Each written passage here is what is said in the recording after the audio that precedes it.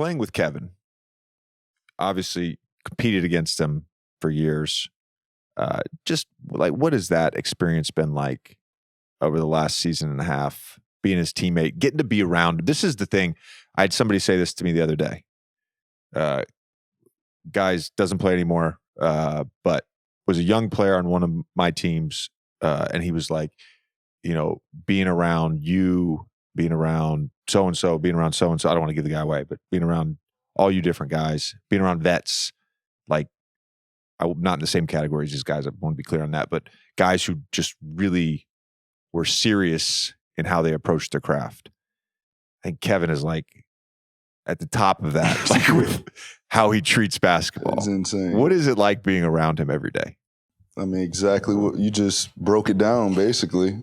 Like, you're just dealing with a guy that, really loves his craft. And, for me to be a really big fan first, I had a tweet from 2011. I said, Kevin Durant's my favorite player, but LeBron's the best.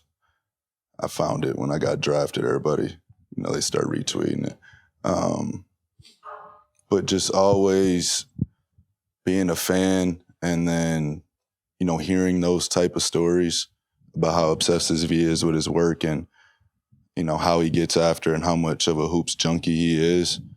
And then for all those stories to be living up and him surpassing those, and you really find out that he only cares about hoops, is like, it's a match for me. You know what I'm saying? Eric Gordon, I told you this. Eric Gordon came on this podcast in November, and he said, I wanted to go to the Phoenix Suns because Book and KD fucked with each other, because they were like two stars who got along and had the same mindset and all that. Yeah, and I'm going to make an argument here. Well, I'm not going to make an argument. I'm going to give a take. I think whatever happens the rest of Kevin's career, and I mean this, I really do. I'm not just, I'll go on First Take next week and say this shit. I think whatever happens for the rest of Kevin Durant's career, we're going to look back in like 10 or 15 years and be like, why the fuck did we spend all this time with all the bullshit discourse and not just appreciate literally one of the greatest basketball players to ever play this game? Yeah. I really, it's not going to happen. And by the way, we're going to keep this in the podcast. Yeah. And there'll be a million fucking comments on YouTube about why I'm wrong and why he shouldn't have left Oklahoma City or blah, blah. Who fucking cares? He's literally one of the greatest players ever. And we spend too much time on the bullshit instead of just appreciating his fucking night-to-night greatness. LeBron James has 20 straight seasons scoring 25 points or more a game. That's the record. You know, second? Kevin Durant. 15 in a row this year. Yeah.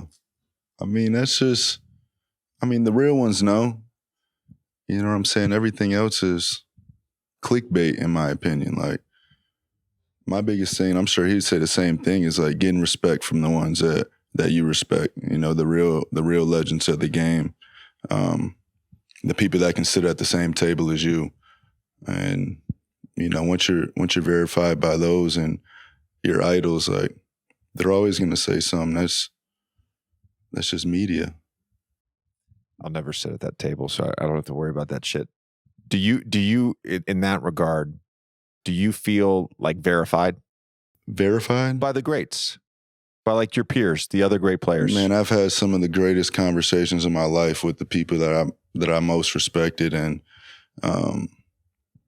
while they're talking to me, they're direct eye-to-eye contact, and I feel it through the conversations, and those are the moments that I cherish and really keep me driven. You were talking about motivation earlier. I didn't even think about this, but these are the ones that really hit me. When those real ones, and I don't want to say, who I've talked to behind the scenes, but, I've gotten, a lot of inspiration from some of the best to ever do it and the best to ever do it. Was one of those conversations Luca and Cabo? You guys were vacationing together. Isn't that crazy? Isn't that wild? Isn't that wild?